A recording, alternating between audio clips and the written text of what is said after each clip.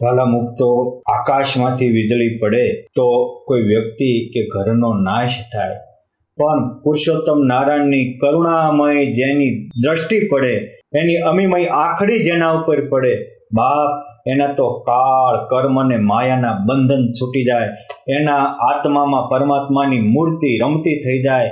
અરે એ આત્મા છતાં દેહ બ્રહ્મરૂપ થઈ જાય, દેહ ધારી મટીને મૂર્તિ ધારી બની જાય. જ્યાં જુએ ત્યાં રામજી બીજું ન ભાષે રે, એવો અલૌકિક સુખનો ખજાનો ભોગવતો થઈ જાય. આ પુરુષોત્તમ નારાયણની કરુણાની મજા છે. માટે જો જન્મ મરણની સજાથી છૂટવું હોય, કામ ક્રોધ લોભાદિકની સજાથી છૂટવું હોય, તો એકવાર મૂર્તિની મજા માણતા થઈ જાઓ. કેમ આવે એ મૂર્તિની મજા? બાપ, જેની મજા લેવી હોય એના થાવ. દેહના રહેશો તો મૂર્તિની મજા નહીં આવે, અને મૂર્તિના થાશો તો કોઈ તમને દુઃખ દેનારો નથી. માટે ભલે જીતને તારે ગગન મેં ઇતને શત્રુ હોય, કૃપા જાકો રઘુબીર કી બાલન બાકા હોય. રઘુવીરની કૃપા થાય, એનો વાળ વાંકો ન થાય. એમ એ રામ શ્યામ કે ઘનશ્યામ સર્વોપરી પુરુષોત્તમ નારાયણની કરુણા થાય તો કોઈ વાળ વાંકો ન કરી શકે. એક મજાની વાત મૂળીધામના વાઘજી ભગતે ગ્રંથ લખ્યો છે, પુરુષોત્તમ ચરિત્ર પુષ્પમાળા. એમાં મલ્લા પટેલની વાત લખી. નિર્ગુણદાસ સ્વામીની વાતોમાં ટૂંકમાં છે, આમાં વિસ્તારથી છે, પણ સમજવા જેવી છે. ભગવાન સ્વામિનારાયણ મહેથાણ પધાર્યા ત્યારે આ મલ્લા પટેલ વગેરેને સત્સંગ થયેલો, અને આ પટેલ પરિવારમાંથી પુરુષોત્તમ નારાયણે એક વાર એવી કરુણા કરી કે એક પરિવાર નજીકના 12 તો પરમહંસો થઈ ગયા. મોટા પ્રજ્ઞાનંદ સ્વામી ને, કરુણાનંદ સ્વામી ને, નિયમાનંદ સ્વામી ને, નાના સ્વરૂપાનંદ સ્વામી ને, નાના સદ્ધર્માનંદ સ્વામી ને, બધા જ પરમહંસો મહેથાણના એક પુરુષોત્તમ નારાયણની કરુણાથી આ થઈ ગયા હતા. મારે એ કહેવું છે કે માણાથી બીડીનું ઠૂઠું કે તમાકુની પડીકી નથી છૂટતી. એ ડોક્ટરો કે મરી જશો, આ દારૂની મૂકો તો છૂટતા નથી. આખા પરિવારની પાયમાલી થઈ જાય, સમયની બરબાદી થાય, જીવનની બરબાદી થાય, તો તે માણસથી એક વાસના નથી, વ્યસન નથી છૂટતા, તો વાસના તો ક્યાંથી છૂટે? પણ પુરુષોત્તમ નારાયણની કરુણા દ્રષ્ટિએ કરોડોની વજ્રસાર જેવી વાસના મુકાવી દીધી. એ પુરુષોત્તમ નારાયણની કરુણા દ્રષ્ટિએ દર 2 દિવસે એક પરમહંસો થતા હતા. એની વજ્રસાર જેવી વાસના બળી જતી, અને એમાં આત્મામાં પરમાત્મા રમતા થઈ જતા. કેવા એ ભક્તો પર કરુણા કરતા હતા. એ આ ભગવાનની કરુણાથી આ મલ્લા પટેલને સત્સંગ થયો, એને સત્સંગ થયો, પણ એના ઘરનાને સત્સંગ નહોતો. આ બહુ સમજવા જેવું છે. 2 પડાળમાં સત્સંગ હોય તો બહુ સારું, નકર એકને ક્યાંક જવું હોય ને એકને ક્યાંક જવું હોય. એક ભાઈ બસમાં બેઠા ને બીજાને પૂછ્યું કે આ બસ ધારી જશે ને, ત્યારે બાજુવાળા અનુભવી હતા એ બોલ્યા કે જો ડ્રાઈવરે દારૂ નહીં પીતો હોય તો ધારી જશે, અને નકર પછી અણધારી જાય. એમ આપણે તે જો મોહની મદિરા ન પીધી હોય, વાસનાનું વિષ ન પીધું હોય, તો જીવનની ગાડી ધારી અક્ષરધામે જાય, અને નકર અણધારી ક્યારે 184 ગર્ભવાસમાં જાય એનું કાંઈ ન કહેવાય. મોહની મધુર આપી દેલી એની પત્ની હતી, અને પુરુષોત્તમ નારાયણના અમૃતનું પાન કરેલા મલ્લા પટેલ હતા. એક દિવસ ભગવાન સ્વામિનારાયણ લોહી આવ્યા એવું સાંભળી અને મલ્લા પટેલે એને કહ્યું કે આ અનંત ભુવનનો નાથ આજ કરુણા કરી ધરતી પર વિચરે છે, એના દર્શને જવું છે, થોડુંક મને ભાતું કરી દે. અને ભાતુનું નામ કીધું, અને એની પત્નીનો બાટલો ફાટ્યો. ભાતાવાળી કે આ ઘરના કામ છે, છોકરાને રમાડવાને વાડીએ જવાનું હોય, અને ભગવાનના દર્શન વાળી થાજ કે? મલ્લા પટેલ કાંઈ બોલે ચાલે, પણ પરમાત્માનો રસપાન કર્યું હતું.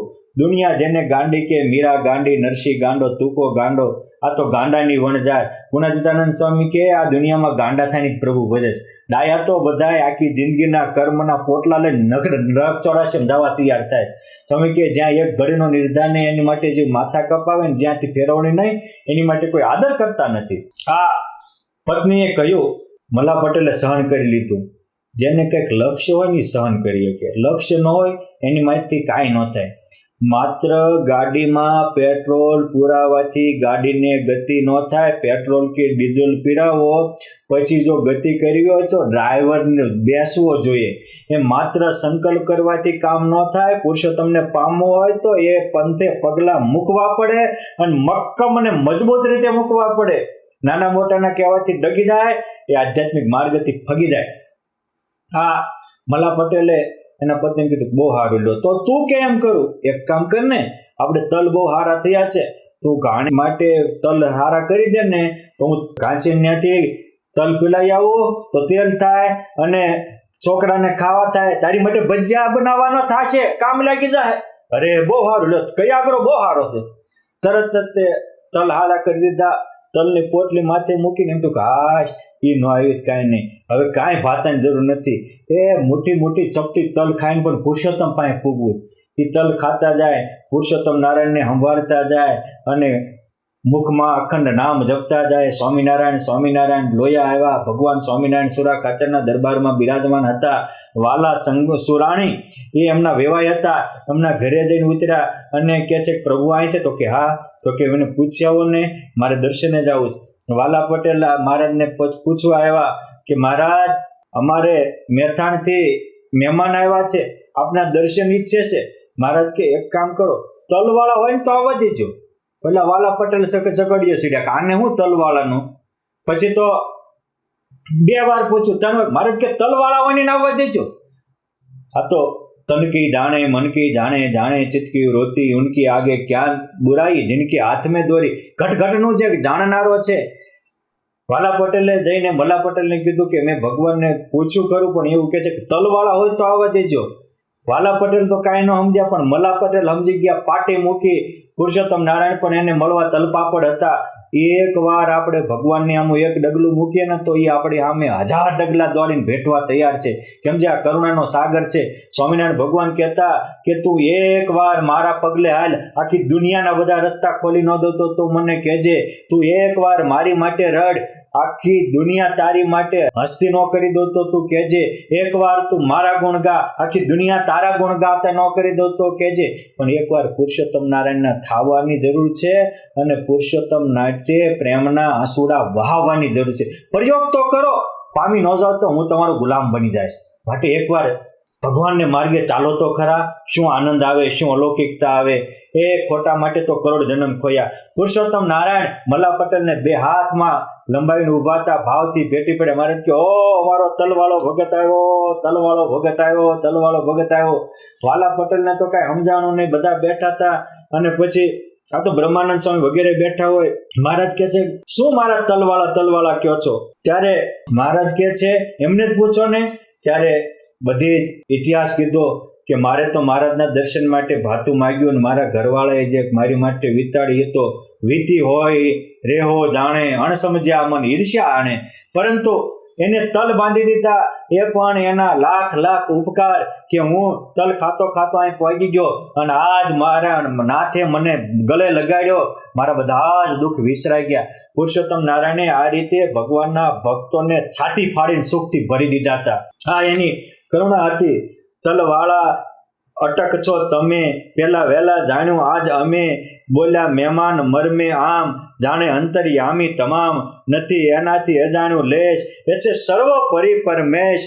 પછી દર્શન કરવા લાગ્યા. તલવાળા કઈ વાલે બોલાવ્યા અને જેવા બોલાવ્યા અને હૈયે લગાવ્યા અને આખી સભામાં આનંદ થઈ ગયો. માટે આપણે પણ એકવાર થોડુંક દુઃખ સહન કરીને પણ પુરુષોત્તમ નારાયણના થાશો તો મારા બાપ યુગોના આનંદથી ભરાઈ જશું. એ પ્રહલાદજીએ થોડુંક દુઃખ કર્યું, સહન કર્યું, પણ ભગવાનના રહ્યા તો આજે એ આનંદથી છલકાતા રહ્યા છે. અને આપણે ભગવાનના છીએ કે ભોગના, મહારાજના છીએ કે માયાના, એની ખાતરી ક્યારે થાય તો કે સામે ચેલેન્જ આવે અને ચેલેન્જને પરાજિત કરીએ ત્યારે જ વાસ્તવિકતા પકડાય છે. માટે આપણે પણ મલા પટેલની જેવી નાની મોટી ચેલેન્જોને સ્વીકારીએ અને મહારાજના મુક્તોને રાજી કરી લેશું. આ અલૌકિક સત્સંગ મળ્યો છે એને સ્વીકારી લેશો તો પળમાં બેડો પાર થઈ જશે અને જીવન ધન્ય થઈ જશે. જય સ્વામિનારાયણ.